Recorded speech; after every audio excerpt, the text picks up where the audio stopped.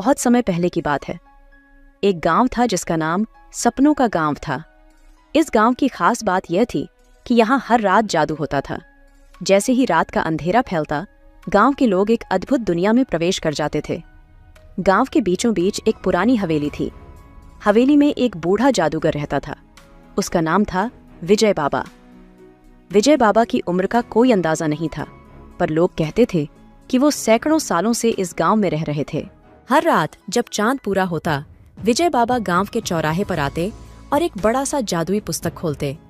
फिर वो पुस्तक में से एक कहानी पढ़ते और कहानी के साथ ही गांव के लोग उस कहानी का हिस्सा बन जाते। एक बार की बात है, चांदनी रात में विजय बाबा ने एक नई कहानी सुनाई।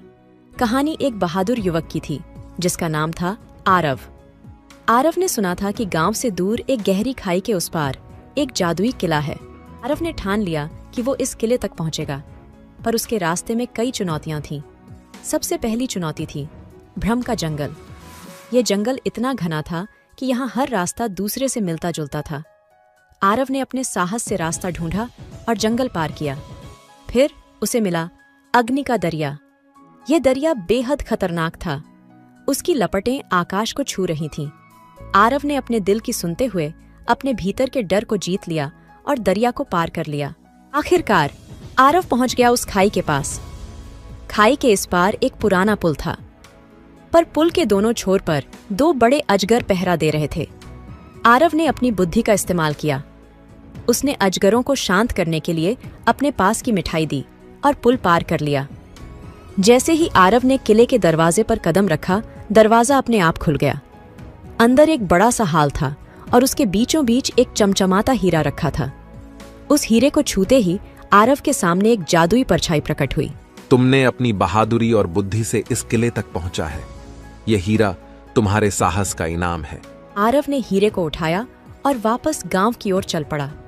जैसे ही वह गांव पहुंचा, उसने देखा कि गांव के लोग उसकी वापसी का इंतजार कर रहे थे।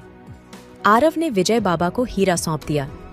विजय बाबा ने मुस्कुराते हुए कहा, तुमने यह हीरा नहीं बल्कि गांव के लोगों का विश्वास जीता है। विजय बाबा की इस बात से आरव की आंखों में चमक आ गई। गांव के लोग खुशी से झूम उठे।